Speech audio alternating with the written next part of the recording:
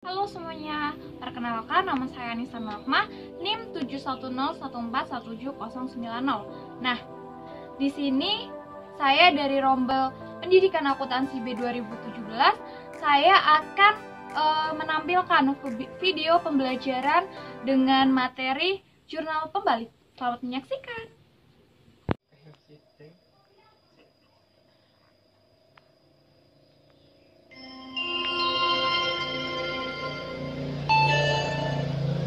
Jam pertama akan dimulai dalam 5 menit.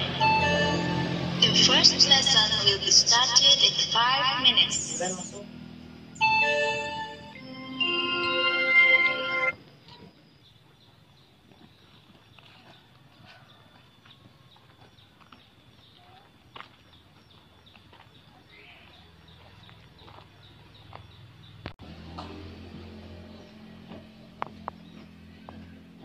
Selamat pagi anak-anak. Selamat pagi, Bu.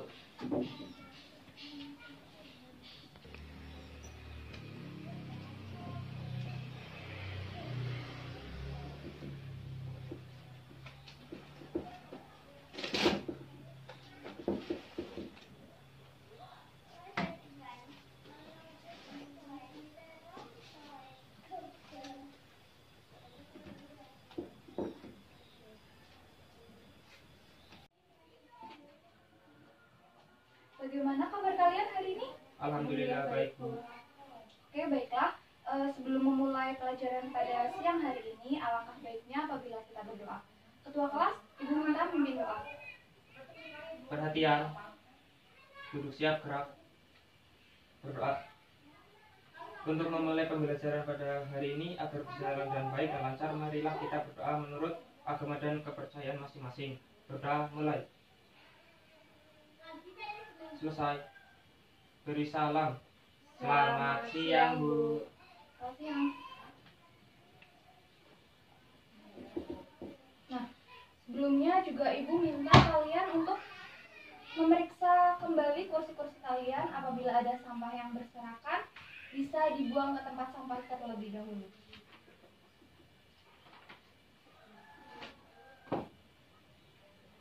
Ya. Bu, izin mau buang sampah.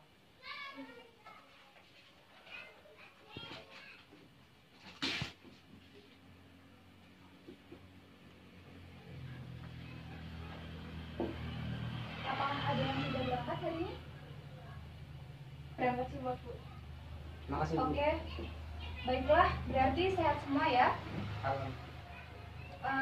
Sebelumnya Ibu ingin bertanya, pertemuan minggu lalu kita sudah sampai materi apa? Jurnal penyesuaian dan jurnal penutup, Bu. Nah, tentang jurnal penutup, ada yang masih ingat? Ya, Lena? Ayo, Bu. Jurnal penutup yang dibuat pada akhir periode akuntansi untuk menutup akun-akun nominal sementara.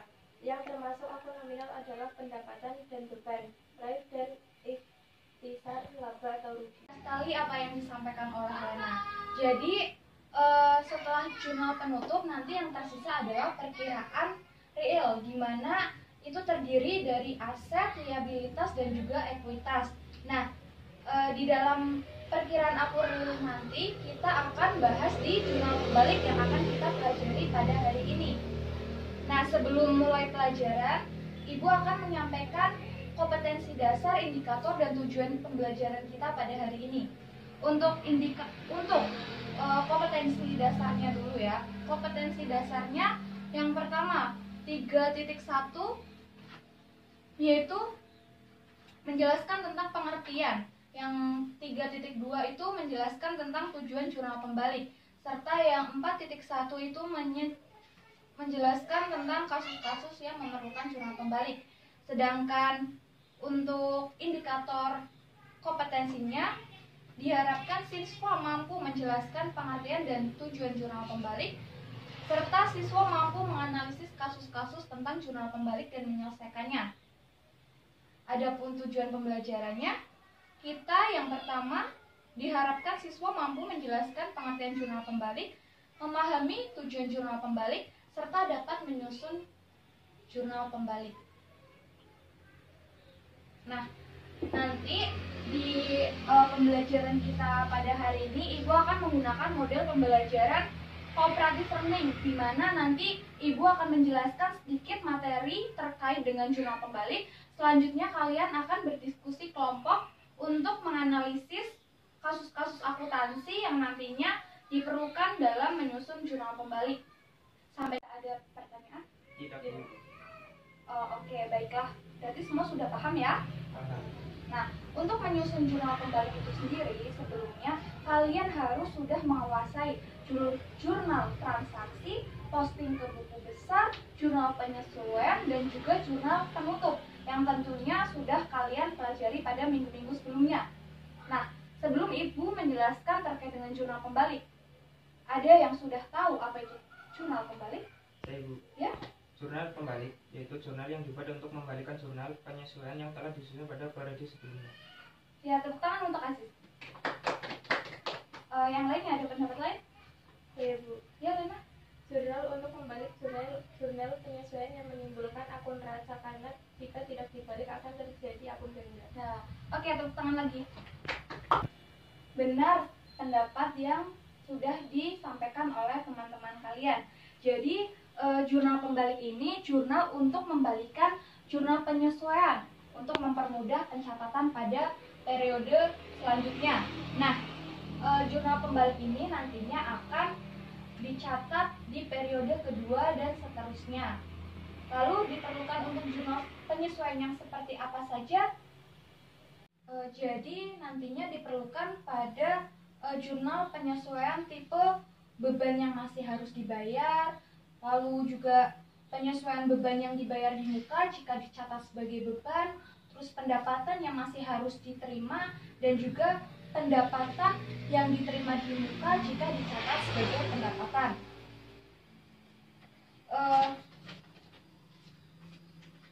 Untuk kali ini Ibu minta kalian membaca literasi terlebih dahulu. Kalian bisa buka buku halaman 124 agar nanti saat Ibu menjelaskan kalian sudah ada gambaran. Jadi nanti bisa kita berkomunikasi dua arah.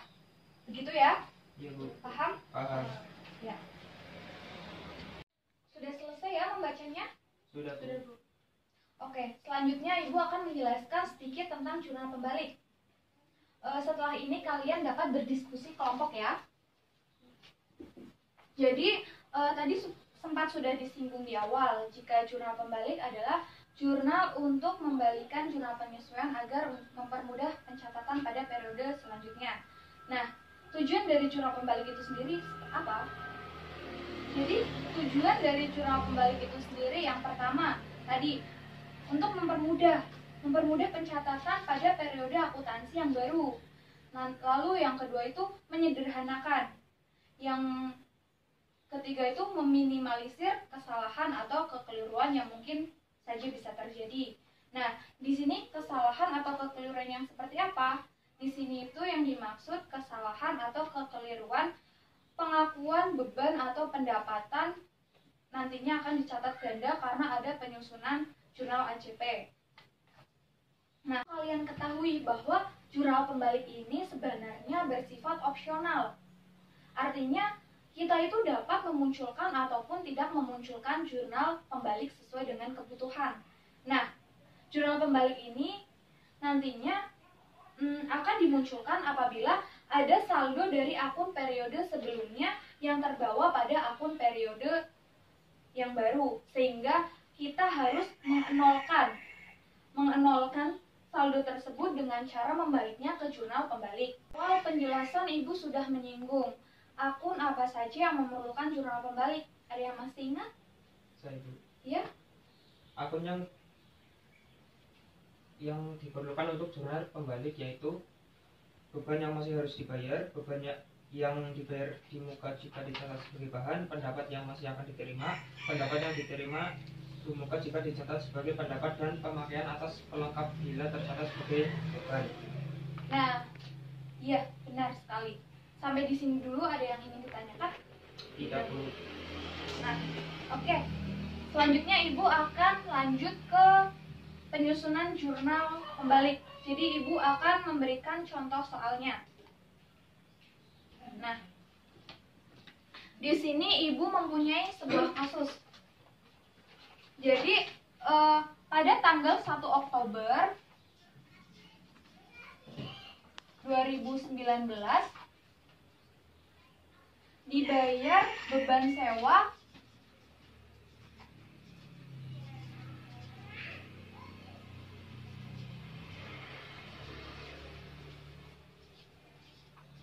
sebesar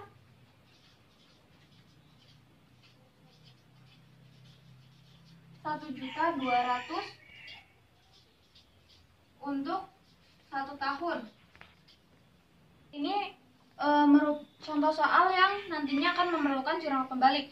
Jadi sebelumnya kita kan juga akan menjurnal transaksi di sini. Nah, jurnalnya seperti apa? Kita akan mencatat beban sewa.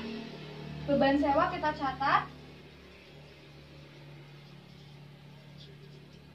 1 Oktober ya. Beban sewa kita catat sebesar 1.200.000 di sisi sebelah debit. Terus kita akan mencatat kas, karena kas kita berkurang. Kita akan membayar sewa. Nah, sebesar 1.200.000. Nah, setelah ini nanti di akhir periode di bulan Desember kalian kan masih mempunyai sewa karena kalian belum memakai semua. Ini kan jatahnya 1 tahun, sedangkan kalau sampai akhir periode kalian baru menggunakan 1 Oktober sampai 31 Desember, itu baru menggunakan 3 bulan, sedangkan masih sisa 9 bulan sampai dengan 30 September 2020.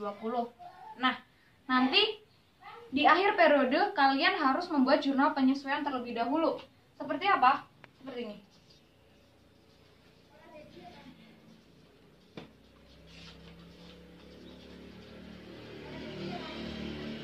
Per 31 Desember 2019. Nah, ini kalian lihat di sini. Kita itu mencatatnya dicatat sebagai beban ya. Jadi kita akan mencatat yang belum terpakai itu 9 bulan. 9 bulan itu dikalikan dengan 100.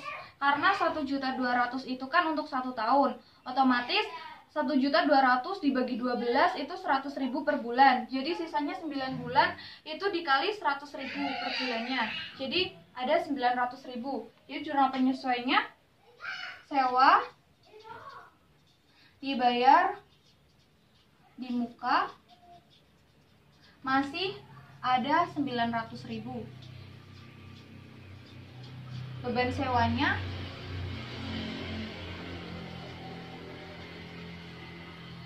300.000. Nah, untuk tanggal 1 Januari 2020 kalian kan otomatis akan mencatat transaksi tahun 2020, sehingga transaksi yang masih tersisa di tahun 2019 kalian harus mengenolkan agar nantinya waktu pencatatan di tahun 2020 lebih mudah. Makanya kita memerlukan jurnal pembalik. Nah, jurnal pembaliknya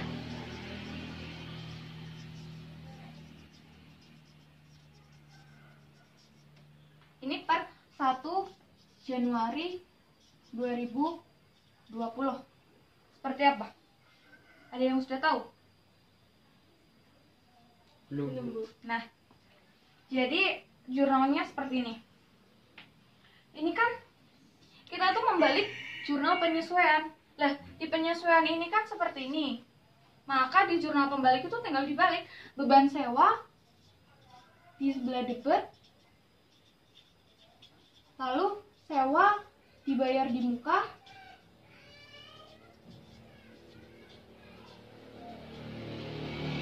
sebelah kredit itu sama-sama sebesar sebesar 900.000. Nah, setelah adanya jurnal pembalik di tanggal 1 Januari 2020, saldo akun beban sewa sebesar 900.000. Hal tersebut menunjukkan besarnya beban sewa yang masih bisa kalian nikmati di tahun 2020. Setelah penjelasan dari Ibu, sebelum kalian diskusi, adakah yang ingin ditanyakan? Saya, Bu. Ya. Jurnal pembalik untuk beban dibayar di muka dibuat apabila transaksi ditulis dengan pendekatan beban. Lalu apabila ditulis dengan pendekatan aset atau harta, apakah tidak perlu menyusun jurnal pembalik, Bu? Iya, benar. Jadi apabila beban dibayar di muka dicatat dengan pendekatan aset, maka kita tidak perlu melakukan atau menyusun jurnal pembalik. Baik, Bu. Terima kasih. Ada yang ingin ditanyakan lagi? Tidak, Bu. Oke, jika tidak ada, selanjutnya kalian berdiskusi ya. Di lembar ini Ibu sudah menyiapkan kasus-kasus yang nantinya memerlukan penyusunan jurnal pembalik. Kalian dapat diskusi dengan teman sebangku. Masih. Sudah paham perintahnya ya? Sudah, Bu. Nah, baik, Ibu akan beri kalian waktu diskusi 30 menit. Cukup ya? Iya, Bu. Oke.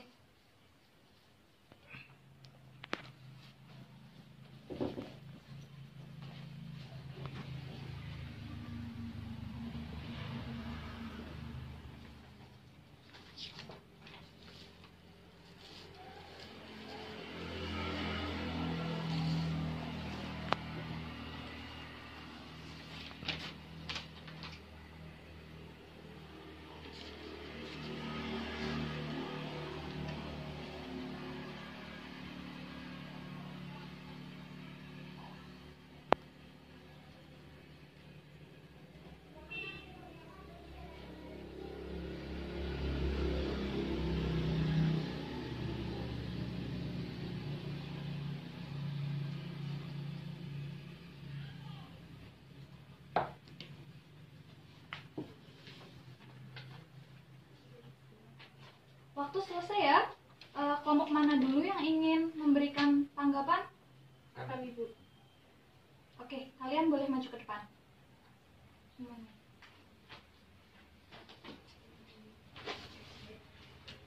Nah, jawaban kalian bisa ditulis di sini.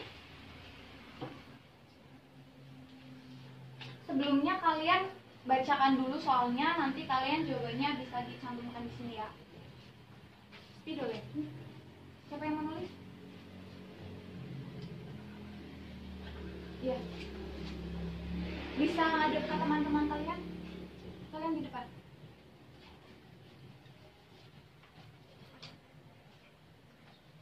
Assalamualaikum warahmatullahi wabarakatuh. Waalaikumsalam warahmatullahi wabarakatuh. Perkenalkan, kami dari kelompok 1 ingin menyampaikan hasil diskusi kelompok kami. Jadi, di sini terdapat kasus. Yang pertama, Bacain dulu soalnya. contoh soal yang pertama. Pada tanggal 1 November 2019 diterima pembayaran pendapatan sewa untuk jangka waktu 6 bulan sebesar 2.400.000. Diminta buatlah jurnal yang diperlukan. Jawabannya bisa ditulis di sini jurnalnya.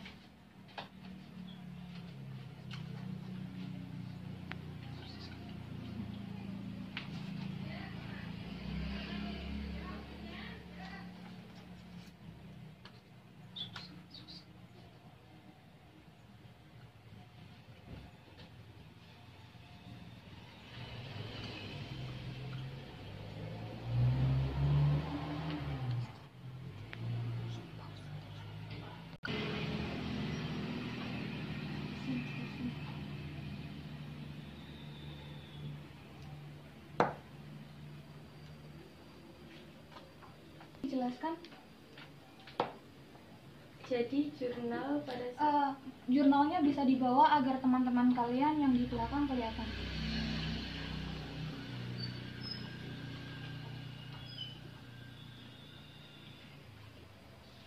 Jadi jurnal pada saat penerimaan tanggal 1 Oktober 2019 kas di debit sebesar Rp2.400.000. Pendapatan sewa dikredit sebesar Rp2.400.000. Lalu selanjutnya, Jurnal penyelesaian pada tanggal 31 Desember 2019, pendapatan sewa di debit benar? debit Rp1.600.000. Sewa diterima di muka sebesar Rp1.600.000.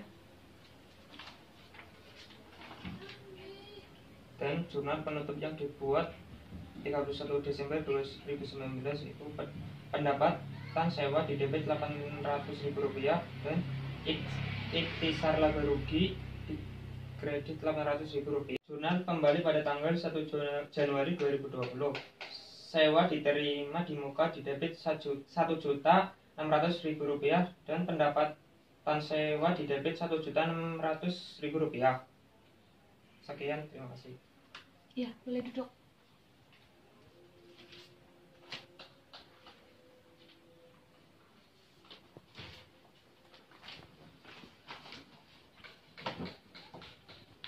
Untuk teman-teman yang lain, ada yang ingin menanggapi?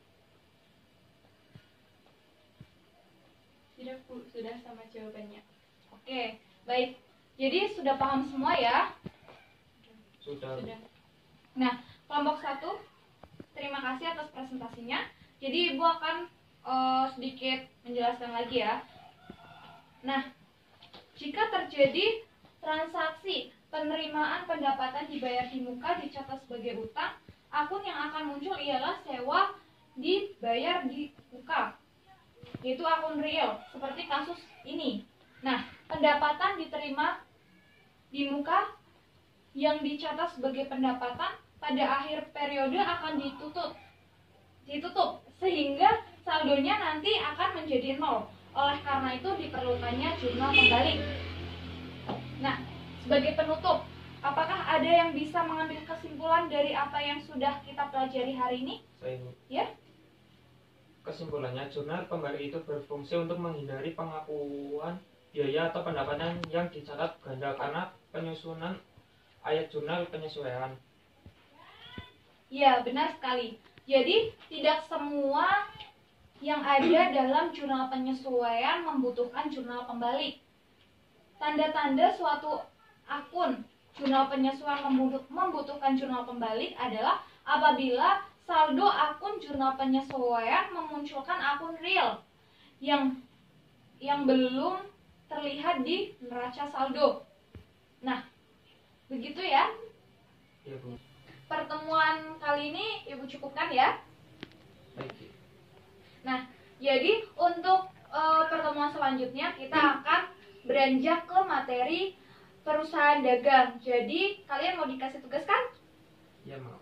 Nah, jadi Ibu mau kasih tugas karena kalian mau. Jadi tugasnya itu kalian mempelajari jurnal-jurnal yang ada di perusahaan dagang. Nanti di awal pertemuan Ibu akan mengetes salah satu dari kalian untuk menyebutkan transaksi yang ada di perusahaan dagang.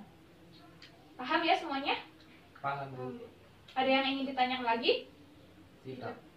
Oke, baiklah. Karena tidak ada, Ibu akhiri. Ketua kelas bisa pimpin doa. Perhatian.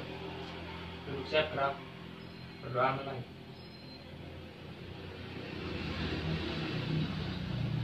Selesai. Beri salam. Selamat siang, Bu. Selamat siang.